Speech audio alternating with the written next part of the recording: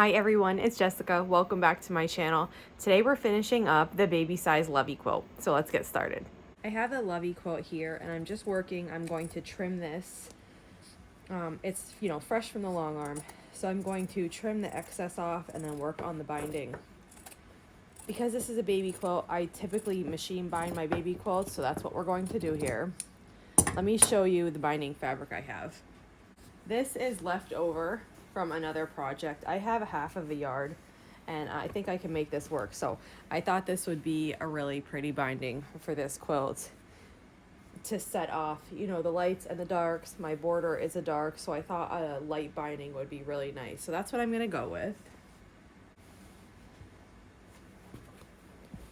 And I've mentioned before, I typically trim my quilts with scissors.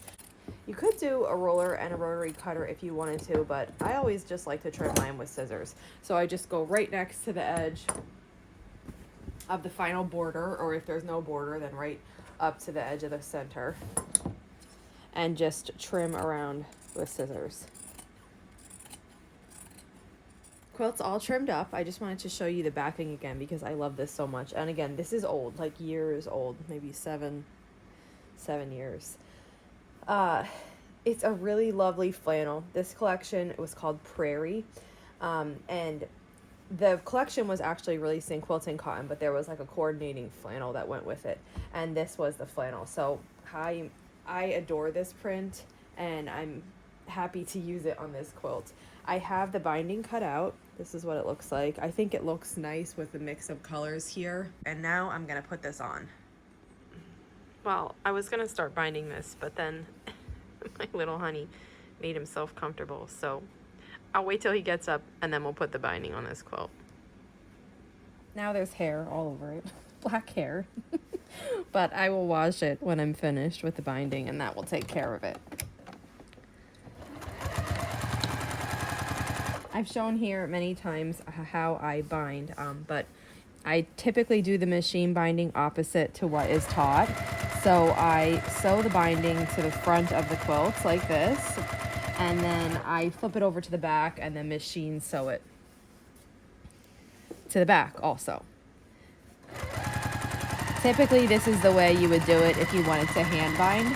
You'd machine sew it to the front of the quilt and then hand bind it to the back. And I do that if I want to hand bind, but I also do the same process if I want to machine bind too. So I'm just going to get this on here and then we'll flip it over and sew it to the back too. I'm onto the back and just sewing this final bit of binding down. When I was choosing this binding, I was really only looking at the front, but wow, I love it with this backing fabric. It like matches perfectly. I love gingham so much, I use it really often.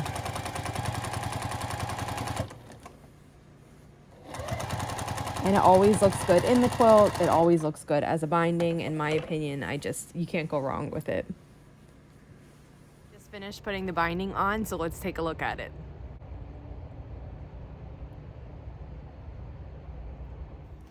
So that's it for now. This quilt is finished. I was considering adding some like hand stitch detail around the heart here with a big stitch in cotton pearl thread.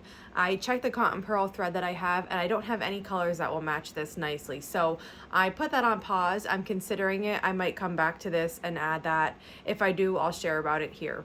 The other thing I want to let you know about is I'm working on a project now that I can't quite share about, but it's going to be taking up some of my time. So for the next few weeks, I'm going to have to reduce the number of videos that I'm sharing every week. Instead of 5, it's going to go down to maybe 2 or 3. And then once I finish that project, I'll go back up to sharing projects with you 5 days a week.